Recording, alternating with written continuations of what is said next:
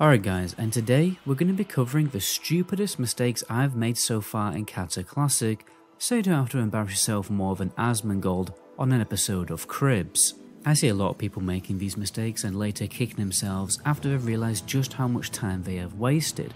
I mean, because of the way Cataclysm raiding and loot is designed, you could be wasting a week of your time if you make some of these mistakes. The first mistake I made is buying a tier set piece with Valor points. Although it is tempting and getting your set bonuses early would be very good for pass chasing, for the average player this could be a big waste of time, and to be honest you could be gimping your progression. There's a number of ways to obtain the tier set pieces. Baradin Hold and the last boss of every normal raid has a chance to drop a tier set piece. Plus you have Heroic Throne of the Four Tides, that has a chance to give you an Essence of the Fallen, which can be turned into pieces also. Now the second mistake I'm still making, to be honest, because I haven't had the time to sort it out, and that's not having my professions leveled up. People have been making absolute bank on the auction house with very simple gold flips with professions. It's always best just after an expansion launch to do this because all the gold is inflated. The add-on auctionator shows in your profession menu what recipes that you can just buy raw mats off the auction house, craft, plop them back on the auction house for a profit, essentially allowing you to level your professions for free. You just have to be patient and wait for everything to sell. And don't just stop once you've got your profession perks unlocked, grind them up and get the recipes unlocked for those very easy gold flips. You can quickly just do them before your raid night for effortless gold. And remember, the more characters you have with different professions, the more gold you're going to be able to make. I'll be making a full guide on this very soon. The fastest, guys, if you're still leveling up your character at Alts in Season of Discovery, Cataclysm or Era, be sure to check out the Rustic Spear add-on, the fastest leveling add-on that you can get, created by world record holding speed levelers. You can find the download link to that in the description.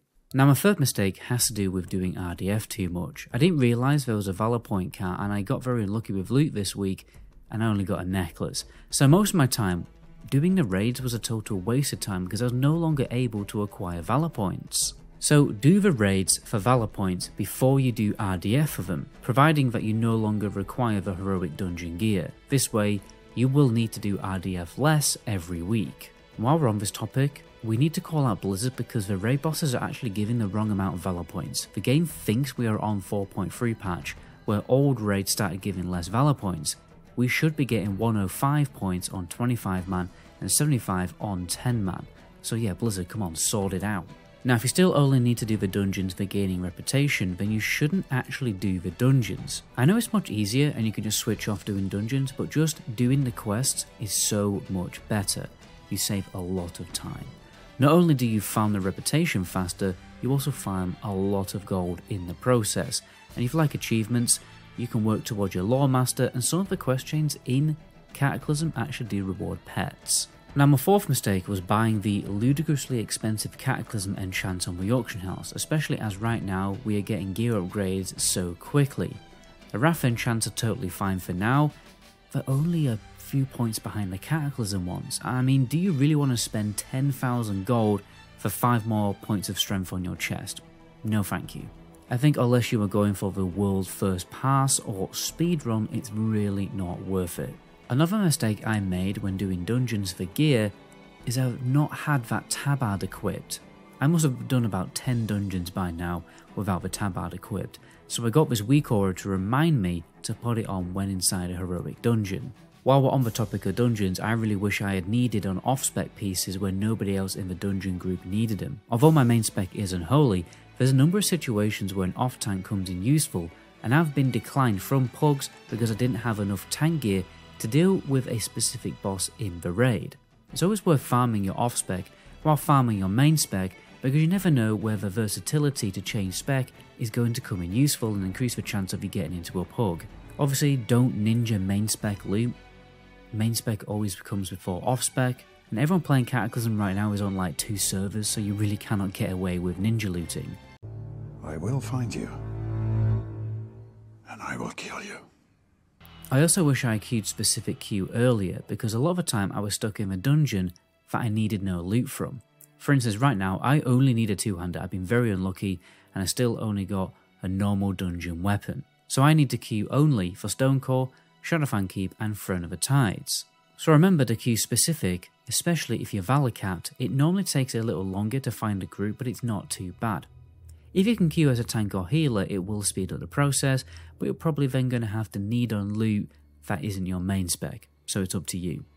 As a Death Knight tank, you can actually just get away with needing on pretty much anything. One mistake I've always made when playing WoW is being lazy in vendoring greens and trade loot. I've made so much extra gold by just taking the patience to throw things on the auction house instead. I have a rule that I usually sell greens for 30 to 50 gold, and they sell 90% of the time. But if the gold value is less than 20, then yeah, fair enough, I will normally just vendor it. When it comes to trade goods, you just have no idea how much something is going to be worth. Cloth is a good one because it literally sells within the hour plopping it on the auction house. And because it's still close to the launch, everything is selling for such an inflated value right now. Now, this is a stupid one. I didn't realise that you don't need to teleport to Tol Barad to get into the battle. You can just queue from it in your battleground menu. Every time I've genuinely gone through the portal and into the zone to get into the battle like we had to in Wintergrasp, you only need to go there to do the quests and turn them in. And I have a bonus one that's even more stupid than the last one. I bought the level 70 PvP gear thinking I could transmog it, but you can't. This is how it was back in the day actually. You had to obtain a certain amount of RBG rating in order to unlock the replica level 60 PvP gear from transmog, and even Death Knights could get it, which was pretty cool. But because the level 70 TBC launch gear was available, for some reason it still is, you can go and buy it, you know, I thought there was a chance that you could just transmog the level 70 versions of it. But I guarantee you that you can't. When you equip it, it doesn't even get added to your collection. So I'm probably never going to be able to transmog that gear, as nobody is doing RBGs right now apart from AFKing to get the conquest points, which is an actual tragedy. If you thought PvP was dead on retail, then Classic WoW takes it to a different level. I mean, the PvP scene on Classic WoW is about as dry as a nun's